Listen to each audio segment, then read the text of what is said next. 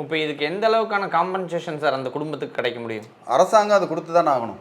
இந்த மாதிரி அரசாங்கத்துடைய துறையிலேருந்து ஒரு கவனக்குறைவால் ஒரு உயிரிழப்பு ஏற்பட்டுருக்குன்னா அதுக்கு அவரோட அந்த நபருடைய வயது, அவர் எத்தனை வருஷம் வாழ்வார், அந்த குடும்பத்துக்கு என்ன இழப்புன்னு பார்த்து அதை நிர்ணயித்து அந்த இழப்பு அதை கண்டிப்பாக கொடுத்தாகணும். ஒரு சில நேரங்களில் பார்த்தீங்கன்னா உயிர் போயிருக்கு.